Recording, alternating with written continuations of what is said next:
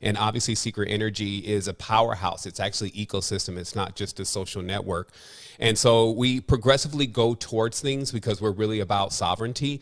And it just so happens that there's a few technologies that actually would benefit us in the future, especially when it comes to decentralization and, of course, the DAO, as far as the type of structures that you would want to be under, considering the upcoming impending financial situations and just the overall landscape of what we're now terming financial warfare. So here we go here. I'm just going to ride with you here on the side a little bit and just begin this process of explaining to you really what we've been doing for the last 12 years now. So right off, I would say the most valuable thing that we have is a community. And so many want to create a community and realize you can't do it in 3 months, even a year. Community is very sensitive. It's like a body. So if something gets hurt, even a little small fingernail or toe, then the whole body is aching. And so to create a real online tribe in a virtual engagement that is wholesome is difficult within itself. It's almost like mission impossible. But now we're actually here today to continue this mission impossible. We're doing possible a few times, even a day. And so we're here again to actually really explore what we're going into next. Because we're a platform that's been developed for 12 years, I'm the founder and a developer. It's really like for us, what is the next layer? Because we feel like personally we've reached layer 1 of our own personal platform and how it's operating as far as an ecosystem is concerned. And so we're looking at layer 2 and we're saying, well, what is it going to take for us to scale this and for us to get to the next level of our roadmap? And of course, cryptocurrency came into our minds for quite a few reasons, mainly 3. And I'm going to explain those reasons to you today, and I'm going to make sense of it. And there are also some that are in the audience that are looking at what I'm saying and listening to what I'm saying to learn more about this project, to make an educated decision whether they want to spend time or energy within something like this. And so that's what this is really designed for today, is to give you a lot of clarity on what brings us into the space and how we see it. So the first thing that I would say is that there's a phenomenon, and we've seen this since this began. For me, again, it began in early 2017. This was the ICO days, where you pretty much can line up a bunch of the new ICOs on the wall and throw a dart at them, and any of them that you actually landed on, you would invest in and make money. Now, whether or not you ever took those profits was something entirely different, but everything was going to the roof.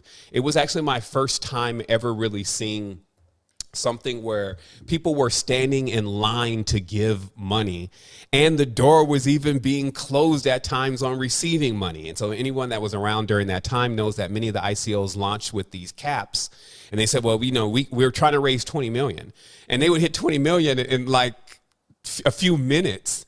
And you would still be over there trying to get your gas and your weed prices and everything together, and then you would just see it's over. And then you would kind of look at your transaction, and then sad face emoji would happen because you missed out on this next huge thing. So everything was riding up, and the concept then is creating things that bring value into the blockchain. And that's where the speculation was. People were saying basically, well, he's creating the new FedEx of the blockchain. He's creating the new Uber of the blockchain. And there was imagination about how much is Uber really worth, or how much is FedEx worth? Oh, that's 50 billion. So if even 5% of that gets here, then this is the number that would actually be available. And so that was the drive, that was the craze.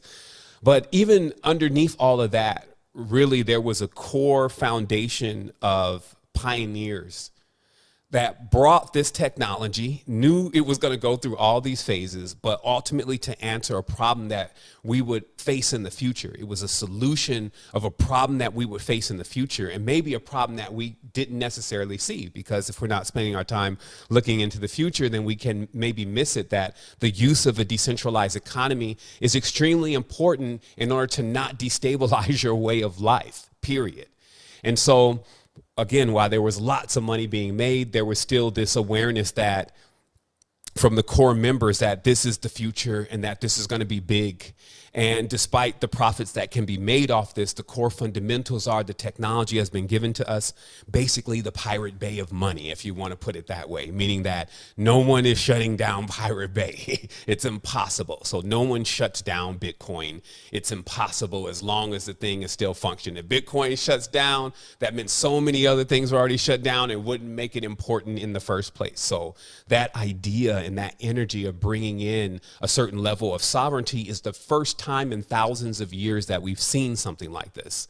As metaphysicians, this is uniquely important for us because we know we saw this as an opportunity to begin to open up a new path. But the first part of that path was who's bringing the water, who's bringing the fire, the electricity, etc. And so that was the first craze. And many are still in that state of mind. They're thinking about what they can bring new to the blockchain or toilet paper for the blockchain. And investors are still thinking that that's ideal when most of it, as you know, is speculation. So let's return here and summarize what it is that I've placed here about just a statement. Ask not what you can do for the blockchain, but what it can do for you. This is what I believe is the next stage of this thing called blockchain.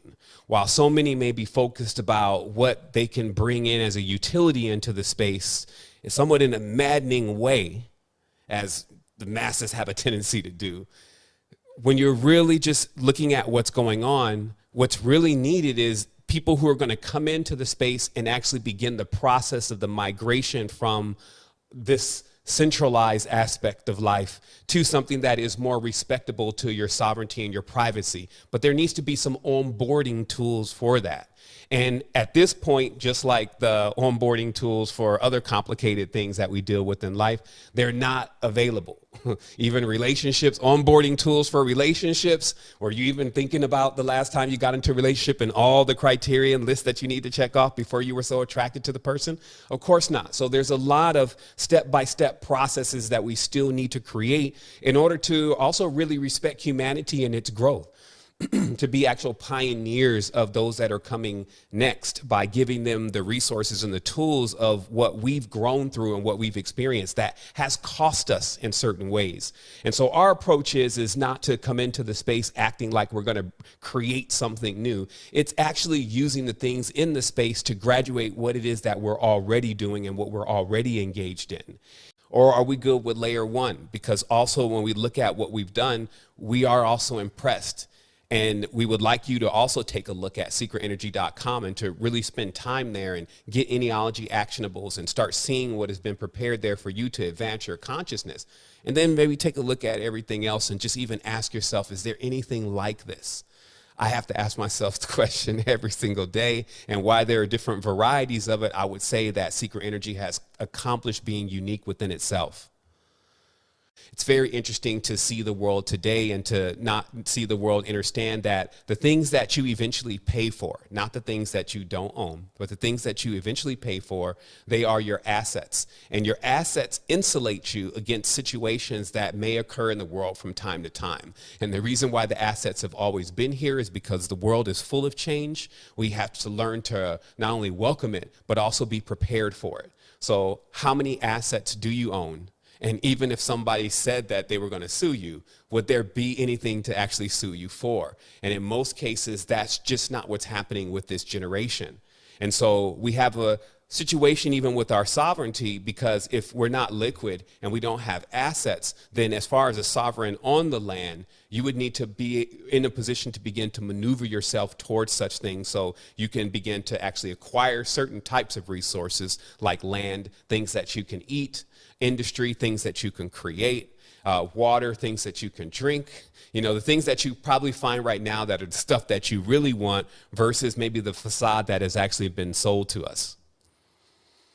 So the big question that I've always had for the cryptocurrency space personally, as a hyper analyst, is what is the industry that, regardless if in the field of this new technology, if there's no one that is actually producing resources, if we're only producing services, like what you'll find in most of our economy, our pay scale is structured around the services that we bring, not resources. And so a doctor, by the way, is a service. A computer engineer is a service. So no matter how much these people get paid, it's still a service versus a resource is something that you're pulling from one area that's physical and you're taking to another. So at the end of the day, you can see also that our generation is a little slim on the resources. And this is because some of the predecessors, which are still alive, have actually amassed most of the resources, the mining, the land, the railroads, the power companies, etc., all for themselves because they realize that that is the framework,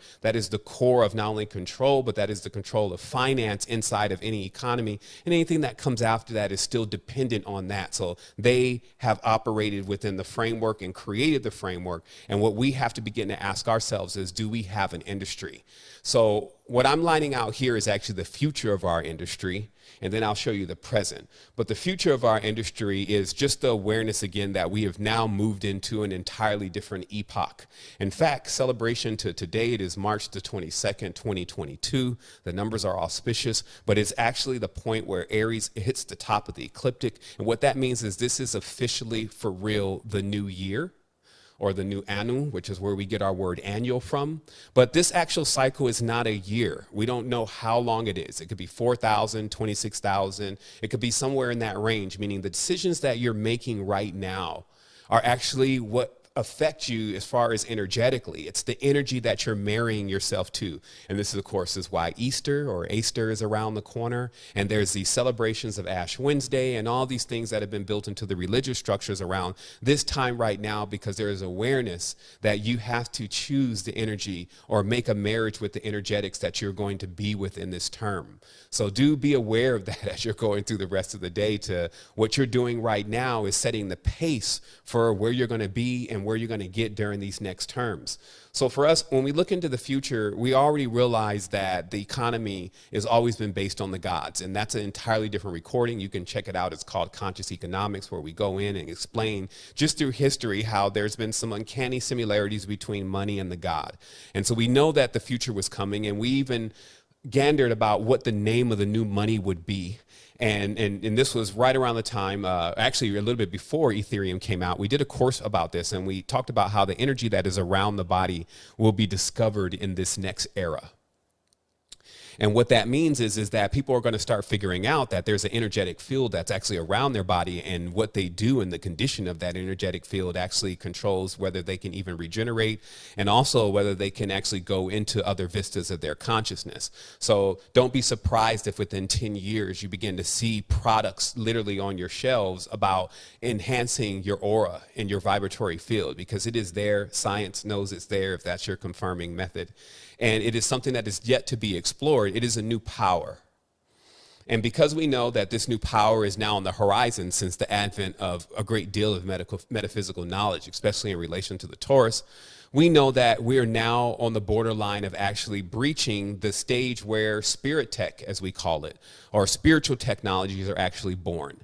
And so we've already began research and development into the fields such as metamaterials, tektites, which you would call meteorites, cymatic embedding, which is a frequency embedded within at a nanoscale, nanocircuitry, which is circuitry and transformers, and what you would say is scalar technologies that can generate fields, and also a foundry where we can begin to create these apparatuses to actually be utilized in the technological and spiritual technological development of others.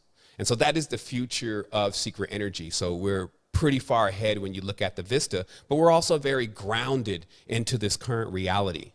So as of late, what we have been doing is, as we've opened up a massive partnership with anyone that joins the site as an affiliation, we've created products from scratch, and we've homegrown many of these products inside of our own facilities. And so at this stage, we have over 120 products, many of them rare and not able to be found anywhere else. And we continue to go in that direction because we also are aware that the industry that we're in, it has a valuation, and this is now under the term of the industry of mindfulness, but it has a valuation of $4.72 trillion. And $4.72 trillion is about 3 times what the entire cryptocurrencies market cap is right now. So if someone again wanted to do a quick risk analysis, you would have to understand that at some point the blockchain would need a church or would need a spiritual aspect of things, because it is in itself a city. So